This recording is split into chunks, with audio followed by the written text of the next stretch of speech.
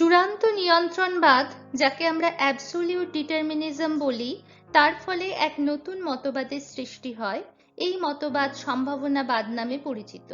সম্ভাবনাবাদের মূল ধারণা হলো পরিবেশ মানুষকে নিয়ন্ত্রণ করে না, পরিবেশ মানুষের সামনে কতগুলো সুযোগ বা সম্ভাবনা তুলে ধরে।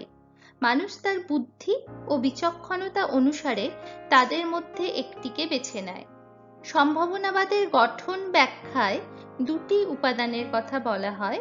এক হচ্ছে মানুষ, দুই হলো পরিবেশ। মানুষ এবং পরিবেশ এখানে দুটোই সমান গুরুত্ব পায়। আমার চ্যানেল জিওগ্রাফি স্কেপে তোমাদের সবাইকে স্বাগত।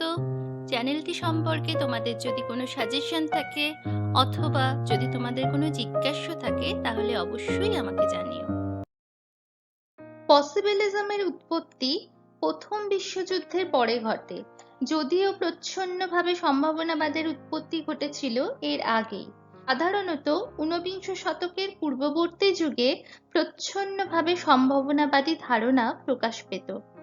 অনেকেই সম্পূর্ণভাবে মানুষ প্রকৃতির হাতে নিষ্ক্রিয় এই ধারণাটাকে সমর্থন করতো না বা দৃষ্টিভঙ্গিকে মানত না, কিন্তু সম্ভাবনাবাদীদের মতো খুব জোরের সাথেও এই কথা বলতে পারতো না যে প্রকৃতি এবং মানুষ উভয়ই সক্রিয়। সম্ভাবনাবাদী ধারাকে জোরের সাথে প্রকাশ করতে না পারার জন্য এই যে একটা বিরুদ্ধ মত, যেটা খুব প্রচ্ছন্নভাবে হলেও উত্থাপিত হতো, তাকে বলা হতো ক্রিপ্টো পসিবিলিস্টিক অ্যাপ্রোচ, অর্থাৎ প্রচ্ছন্ন সম্ভাবনাবাদী দৃষ্টিভঙ্গি। প্ল্যাটো, মন্তেস্কু, বুফো, কান্ট এরা হলেন ক্রিপ্টো পসিবিলিস্ট। প্ল্যাটো ছিলেন ফাদার অফ ডিডাকটিভ রিজনিং। তিনি সাধারণ থেকে নির্দিষ্টে বা জেনারেল টু পার্টিকুলারে যাওয়ার সময় উদাহরণ হিসেবে বলেন, মানুষ যে স্থান দখল করে থাকে সেখানেই সে পরিবর্তন ঘটায়, যার ফলে মৃত্তিকা ক্ষয়প্রাপ্ত হয়, ভূমি ধ্বংস হয়, অর্থাৎ মানুষের মেটেরিয়াল কালচার এই পরিবর্তন ঘটায়। তিনি বলেন, man as an agent of change on the earth surface. প্ল্যাটোর এই ধারণা প্রায় 2000 বছরেরও বেশি সময় ধরে চাপা পড়ে থাকে। অষ্টাদশ শতকে মন্তেস্কুর ধারণা অনেকটাই ঊনবিংশ এবং বিংশ শতাব্দীর পসিবিলিজমের মতো হয়। তিনি তার স্পিরিট জেনারেল বা জেনারেল স্পিরিট অফ নেশন এ বলেন, সমাজ বা দেশের চরিত্র গঠিত হয় প্রাকৃতিক এবং নৈতিক কারণগুলির আন্তঃসম্পর্কের ওপর। এই চরিত্রই ঠিক করে ওই সমাজ পরিবেশের সাথে কিভাবে কাজ করবে। তার মতে মানুষের নিজস্ব ইচ্ছা শক্তি আছে, যার দ্বারা সে সচেতন বা অচেতনভাবে সিদ্ধান্ত নেয় পরিবেশের সাথে অভিযোজন করবে না নিজেকে পরিবেশ থেকে নিষ্কৃত করবে।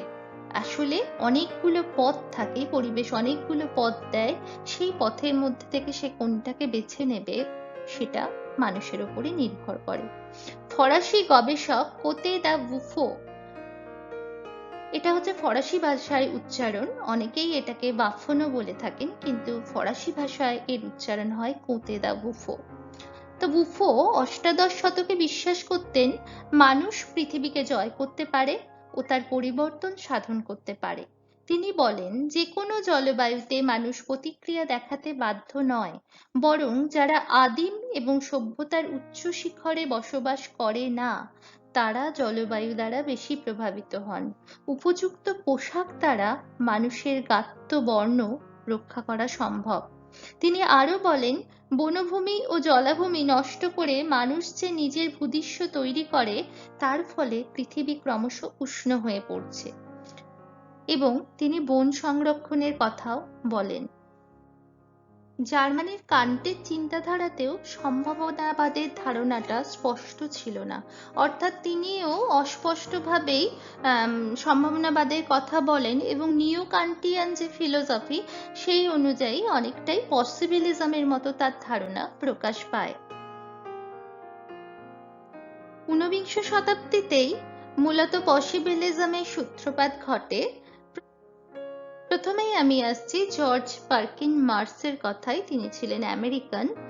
তিনি মানুষের বসতি হিসেবে ব্যবহৃত ভূমিতে জৈব এবং অজৈব উপাদানের ওপর মানুষের কাজের প্রভাব কিরকম তা বর্ণনা করেন। মার্কসের সমসাময়িক ছিলেন আলফ্রেড কির্কহফ, তিনি ছিলেন জার্মান। র্যাটজেলের বিপরীতে মত পোষণ করতেন তিনি। তার মতে ভূগোলে মানুষের সংস্কৃতি বা কালচারকে প্রাকৃতিক পরিবেশের থেকেও বেশি গুরুত্ব দেওয়া উচিত। ভূগোলে পসিবিলিজমের প্রথম রূপকারের মর্যাদা দেয়া হয় ফরাসি ভৌগোলিক পল ভিদাল দে লা ব্লাসকে।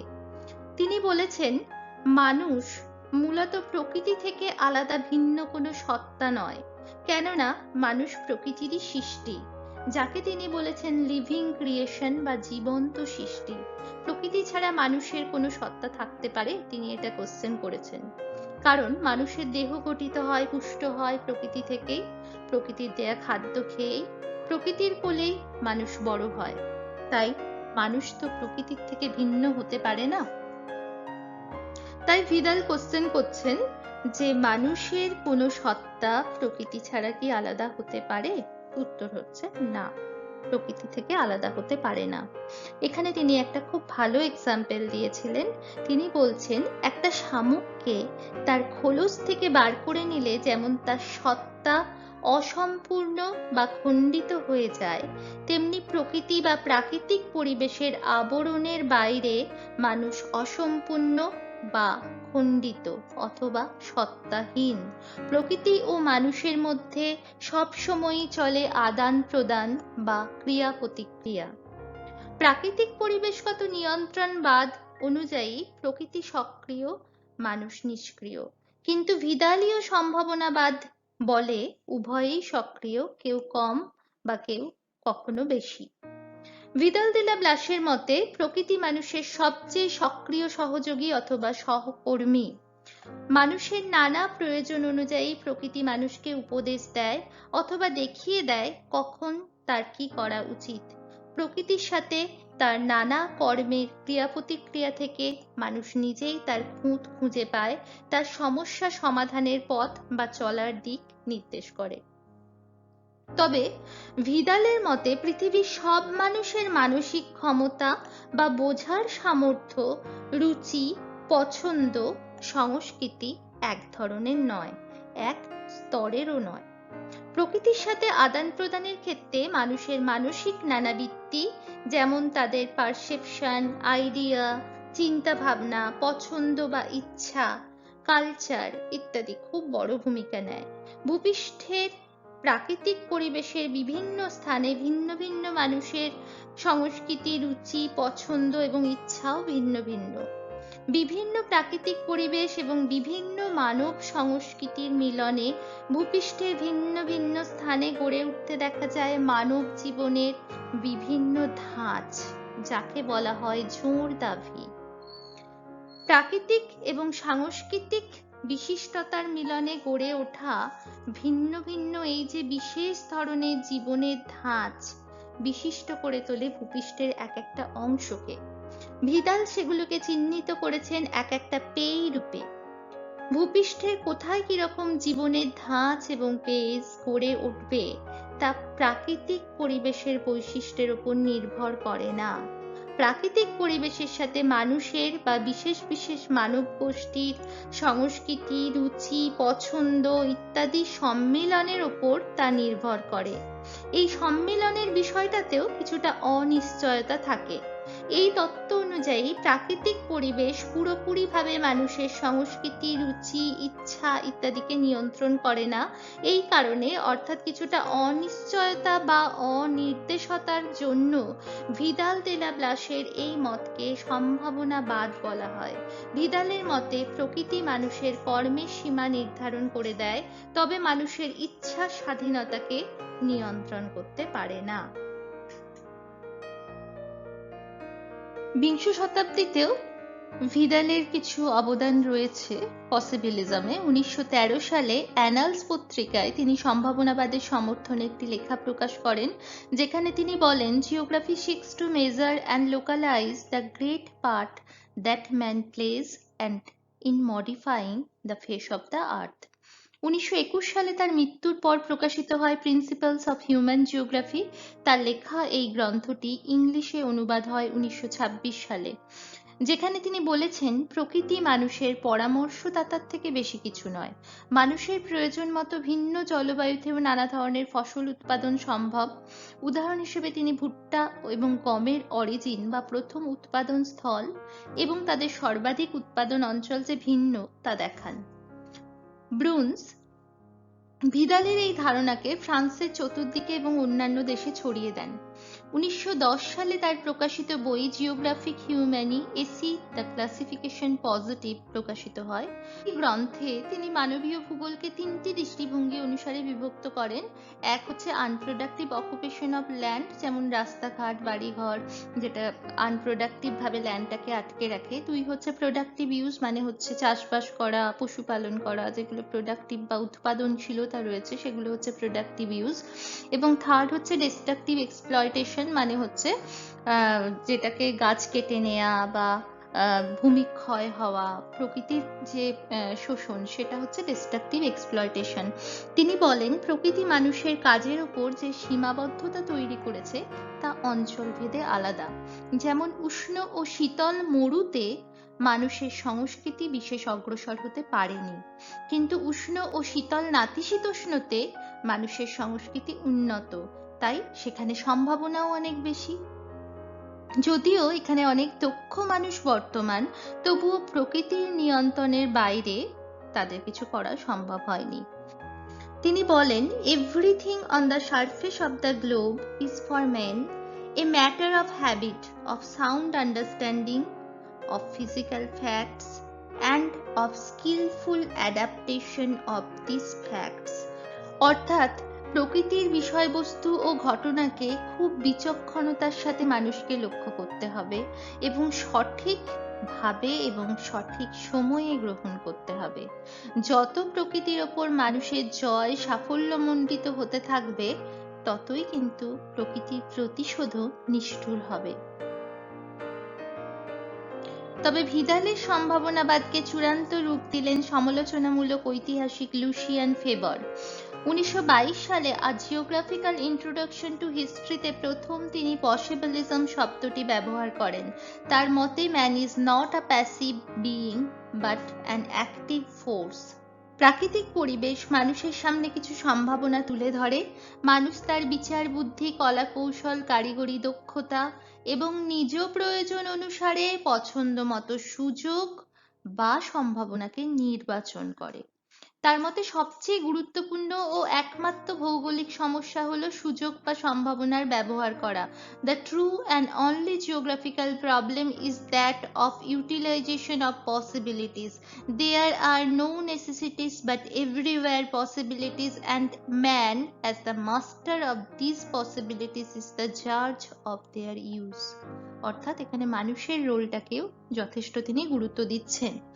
তবে প্রকৃতি যে মানুষের সহযোগী এ কথা তিনি অস্বীকার করেননি, মানে তিনি একদম পরিবেশকে বাতিল করে দেননি। পরিবেশ মানুষের সহযোগী হিসেবে তিনি স্বীকার করে নিয়েছেন। তবে ফেবরের যে সত্তা তত্ত্ব তা ভিদালের থেকে কিছুটা আলাদা, কারণ প্রকৃতি এবং মানুষ এদের দুজনকে তিনি দুটি আলাদা সত্তা বলেছেন, যেখানে ভিদালের প্রশ্নই ছিল প্রকৃতি থেকে মানুষের সত্তাকে কি আলাদা করা সম্ভব। আমেরিকান ভৌগোলিক ইশাহা বাউম্যান তার বই geography in relation to the social সায়েন্সে সম্ভাবনাবাদের মতকে সমর্থন জানান। তিনি বলেন জ্ঞানের বিস্তার ঘটার সাথে সাথে কোনো স্থানের ঘটনা ও অবস্থার পরিবর্তন ঘটতে থাকে, সেগুলি ক্রমশ জটিল হয়ে পড়ে। স্থানটি কতটা বেশি বা কম গুরুত্ব পাবে তা নির্ভর করছে সেখানকার মানুষের ওপর। উদাহরণ হিসেবে তিনি বলেন ইউরোপে কলম্বাস পূর্ববর্তী সময়ে ভুট্টা এবং আলুর চাষ হতো না, কারণ তারা জানতো না সেটা। পরে এই দুটো ফসল এত ইউরোপে উৎপাদিত হতো যে তার অর্থনীতি তার দ্বারা প্রভাবিত হয়ে যায়। তাই তিনি বলেন the geographical element of environment are fixed only in the narrow and special sense of word. The moment we give them human association, they are as changeful as human itself. তার পায়োনিয়ার ফ্রেঞ্চ নামে গবেষণাপত্রে তিনি মানব সভ্যতার সংকট বিষয়ে বলেন, কোনো সভ্যতাই শুধু সম্ভাবনার অভাব ঘটেছে বলে ধ্বংস হয়ে যায় না, মানুষ তার প্রচেষ্টার দ্বারা নিজস্ব প্রণালী বা সিস্টেম তৈরি করে নেয়। এরপর আমি আসছি কার্ল ও সাওয়ারের কথায়। তিনি ছিলেন কালচারাল জিওগ্রাফির একজন বিশিষ্ট অধ্যাপক। 1925 সালে প্রকাশিত দ্য মরফোলজি অফ ল্যান্ডস্কেপে তিনি বলেছেন, মানুষ হলো ভূপৃষ্ঠ পরিবর্তন সাধনের ক্ষেত্রে আধুনিকতম মাধ্যম। অর্থাৎ তিনি বলছেন মানুষের কালচারই মানুষের ভূদৃশ্যের পরিবর্তন করতে পারে। অর্থাৎ যে জায়গা যতটা কালচারালি ডেভেলপ, সেখানে ন্যাচারাল ল্যান্ডস্কেপ বা প্রাকৃতিক ভূদৃশ্য পরিবর্তিত হয়ে গিয়ে সেখানে আলাদা আলাদা সাংস্কৃতিক ভূদৃশ্য তৈরি হয়। তিনি বলছেন নেচার ইজ দ্য মিডিয়াম, অর্থাৎ প্রকৃতির যে ছবিটা রয়েছে সেই ছবি বা মিডিয়ামের ওপরে কালচার হচ্ছে এজেন্ট। কালচার দিয়ে মানুষ কালচারাল ল্যান্ডস্কেপ তৈরি করে। তার এই কালচারাল ল্যান্ডস্কেপের কনসেপ্টের সাথে সম্ভাবনাবাদ আরো সুপ্রতিষ্ঠিত হতে থাকে। অর্থাৎ যেখানে মানুষ যেরকম সম্ভাবনা গ্রহণ করে, যেরকম কালচারের দ্বারা প্রভাবিত হয়, সেখানে সেই ধরনের অর্থাৎ সেখানে সেই ধরনের প্রাকৃতিক পরিবেশের সাথে ক্রিয়া প্রতিক্রিয়ার ফলে স্বতন্ত্র কালচারাল ল্যান্ডস্কেপ বা সাংস্কৃতিক ভূদৃশ্য তৈরি হয়। এরপর আমি আসছি ডারউইন হুইটলেসির কথায়। তিনি ছিলেন আমেরিকার অপর এক ভৌগোলিক ডারউইন হুইটলেসির কথায়।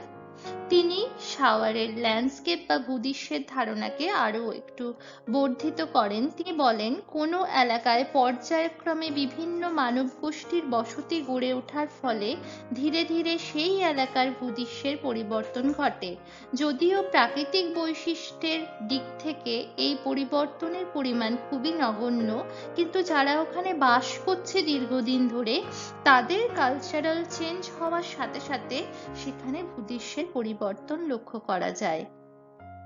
এই মতবাদকে বলা হয় সিকোয়েন্ট অকুপেন্স বা ভূদৃশ্যের পর্যায়ক্রমিক অধিগ্রহণ। শিকাগো বিশ্ববিদ্যালয়ের এইচ ব্যারোজ মানবীয় বাস্তুতন্ত্রের ধারণা সম্ভাবনাবাদের সমর্থনেই গঠিত। তার মতে প্রকৃতির সাথে মানুষের খাপ খাওয়ানোর পদ্ধতিতে প্রকৃতি নয়, বরং মানুষের ইচ্ছাই মূল ভূমিকা পালন করে। ব্রিটিশ ভৌগোলিক এম.আই. নিউবিগিন আঞ্চলিক ভূগোলের সাথে সাথে সম্ভাবনাবাদের তত্ত্বকে সমর্থন করেছেন। তিনি মনে করতেন প্রাকৃতিক বৈশিষ্ট্যের বদলে যদি মানবীয় বৈশিষ্ট্যের ভিত্তিতে অঞ্চলের শ্রেণীবিভাগ করা হয়, তাহলে সেটা বেশি ভালো হবে। নিয়ন্ত্রণবাদের বিপক্ষে গড়ে ওঠা এই সম্ভাবনাবাদ অনেক সমালোচনার সম্মুখীন হয়েছে। অনেকের মতেই প্রাকৃতিক নিয়ন্ত্রণবাদের সমালোচনা করে গড়ে উঠলেও নিয়ন্ত্রণবাদের বিকল্প হিসেবে সম্ভাবনাবাদ নিজেকে প্রতিষ্ঠা করতে পারেনি। এছাড়া এটাও বলা হয় যে এই সম্ভাবনাবাদের দর্শনের যে বৈজ্ঞানিক ভিত্তি, সেই বৈজ্ঞানিক ভিত্তিটা বিশেষ সুদৃঢ় ছিল না। এখানে আরো বলা হয় এই সম্ভাবনাবাদের দর্শন মানুষকে প্রকৃতির পাঠে উৎসাহিত না করে বরং প্রকৃতিকে অবজ্ঞা করতে শেখায়। প্রযুক্তির বলে মানুষ যখন শক্তিশালী হয়ে ওঠে, তখন মানুষের এরকম একটা মেন্টালিটি গড়ে ওঠে যে যা খুশি প্রকৃতির সাথে করা যায়, যে চিন্তা পরিবেশের ভারসাম্যকে ভীষণভাবে বিঘ্নিত করতে পারে এবং তার প্রভাব মানুষকেই ভোগ করতে হয়। তাই সম্ভাবনাবাদের শিক্ষা অনেকে এটা গ্রহণ করেননি। আসলে এটা কিন্তু সম্ভাবনাবাদের চরমের কথা বলা হচ্ছে। প্রথমের যে সম্ভাবনাবাদ বা ভিদালের যে সম্ভাবনাবাদ, সেখানে কিন্তু তিনি প্রকৃতির আর মানুষের সত্তাকে ভিন্ন করেননি। সম্ভাবনাবাদের সমালোচনা করে O.H.K. স্পেট 1957 সালে প্রবাবিলিজম নামে একটা আলাদা ধারণা দেন। কট্টর নিয়ন্ত্রণবাদী বা চরম নিয়ন্ত্রণবাদীর মতে প্রাকৃতিক পরিবেশ দ্বারা সর্বত্রভাবেই মানুষের কার্যাবলী নিয়ন্ত্রিত হয়। আবার যারা চরম সম্ভাবনাবাদী, তারা বলেন প্রাকৃতিক পরিবেশের সমস্ত কিছুরই সম্ভাবনা সৃষ্টি করেছে, মানুষ তার প্রয়োজন মতো সেটা থেকে বেছে নেবে বা নির্বাচন করবে।